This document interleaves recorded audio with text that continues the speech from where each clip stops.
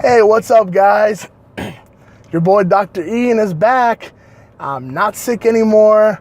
I don't have the flu anymore. No more crazy pneumonia. I'm feeling 1000% better. So I'm glad to be making my videos again. And I figured I'd start you guys out with Supergirl Season 1. Now, I figured I wanted to start out with that because it's actually premiering in a couple of days, actually. Well, not a couple days, but it's premiering on October the 10th, I believe. I believe that's on a Monday. And I wanted to review the first season for you guys, just to kind of let you know what I thought. And since this is going to be a regular show that I am going to be watching, I figure I'd do a little review for you guys while we transition into season 2 of Supergirl. Now, first off, I wanted to kind of get this out of the way and say that the star of Supergirl, the actress that they've chosen, I believe her name is Melissa Benoist. Pretty sure that's her name. Knocks it out of the park. She not only knocks it out of the park, grand slam, whatever terminology you want to make for doing an amazing job, she does great. She's not just a female counterpart of Clark Kent. She has her own personality. She puts her own spin, her own goofy, charming kind of spin on Supergirl. And she really does a great job. And that's also including most of the supporting cast.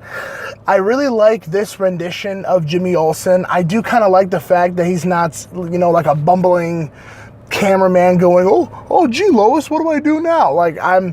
He's not a nervous wreck all the time around other people. He's actually got confidence. He's an established photojournalist.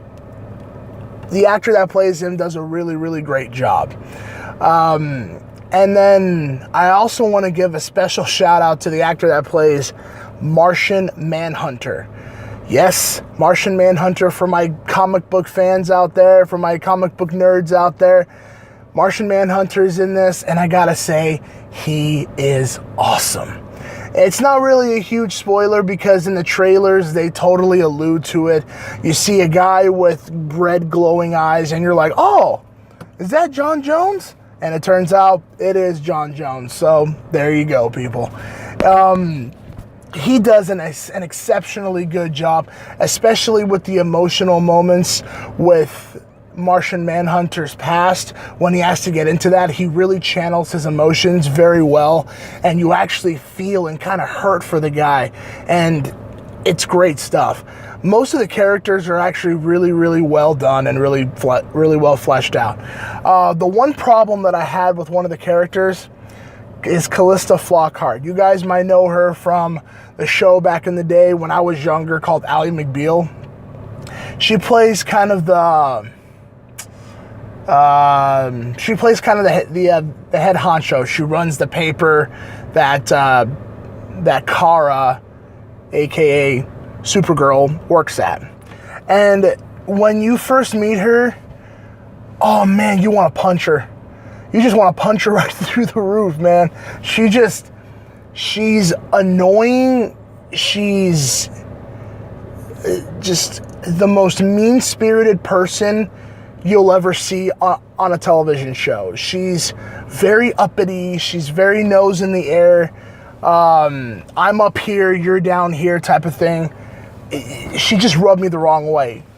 But I gotta say, her character actually gets a lot of growth. She actually learns from Kara and vice versa. They actually kind of learn from each other and take advice from each other, and it actually, without spoiling too much, it actually stems into a nice relationship. It's not just, oh my God, my boss is so annoying, I hate my boss. And then she says, oh my God, and then the Callista Flockhart character goes, oh my God, is there no one that's on my level? I'm the best person in the entire world, blah, blah, blah. That's kind of how she is at first, but then she grows on you, and she kind of motivates people in a strange, weird way. You just got to see it.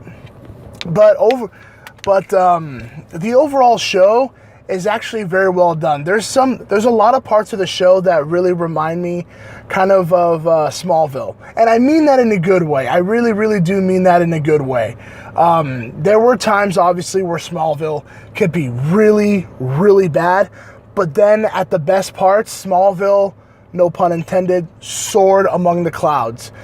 When Smallville was great, it was great. A lot of people stuck around for that show for a reason. It was tons of fun, and I can say the same thing for Supergirl. The visual effects are actually really, really well done. The fight sequences are actually there. It's not just, that's the one thing from Smallville that thank God that they didn't take. None of these 1 or 2 minute little skirmishes and then somebody runs off. It's not like that at all. There's actual good creative fight sequences in this, and I really enjoyed actually seeing Supergirl in the very first episode fly. We didn't have to wait 6 or 7 years for anyone to kind of fly. She flies in the first episode, and it's awesome. The visual effects for that as well are absolutely astonishing. I'm actually really surprised how well done the special effects are for this show. Especially this show transitioning from CBS to CW. It looks great. Now, as for, the villain and whatnot, or I guess I should say villains, at first, I really liked the emotional resonance that the villain and Supergirl have. I don't want to say who the villain is because it's kind of a spoiler, but there's lots of emotional fallouts with Supergirl and the villain, and I really, really enjoyed those moments because it gives more weight and more heft to when they actually meet up and they have these big brawls, and they do have these awesome brawls throughout the city, and then something happens toward, I want to say, the middle of the season, and the villains just kind of go flat. Again, I'm trying to be as vague as possible with this review so that you guys go out and watch it and see it for yourselves, but the villains kind of fall flat at the end. I didn't feel their presence. They were kind of one note and could easily be beaten. It was there for half of the season, but then something happens and it just goes, wow, what a missed opportunity that was. And speaking of missed opportunities, I would have loved for them to have an actual decent little, relationship between Kara and another guy.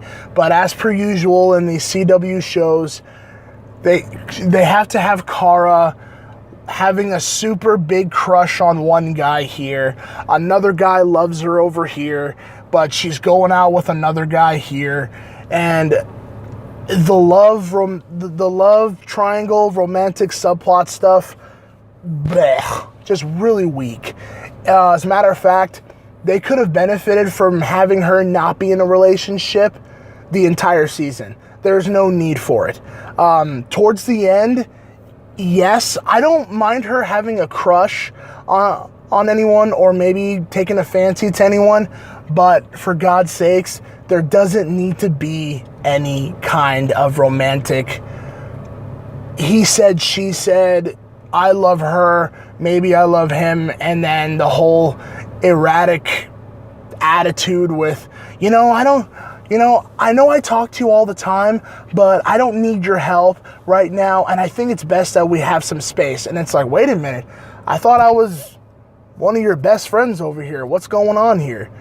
It's a lot of weird stuff like that just really drags down the show's pacing and hinders a lot of the episodes from being good to actually being great. So anyway, guys, that's my take. I know my video is running a little bit longer, but that's just because this is a full season television show that I'm reviewing instead of a movie. So just kind of bear with me. But it's a good show. It's a solid watch. Yeah, there's going to be some slow moments, and there's a lot of exposition explaining as to why Kara's here and what happened with her and Clark and how they got separated on her way here and all this other mumbo jumbo. But if you guys can make it through the exposition stuff and the weak romantic subplot and kind of get over the weak villain, it's actually an okay show. Well, more than okay. It's a good show. I found myself having a lot of fun with it. So hopefully you guys give it a watch. Give it a shot. And this is Dr. Ian signing off with another review. Please don't forget to like, subscribe, and comment down below. As always, you guys are the best. I appreciate all the love and support that you guys have given me. And I'll see you guys later. Bye, guys.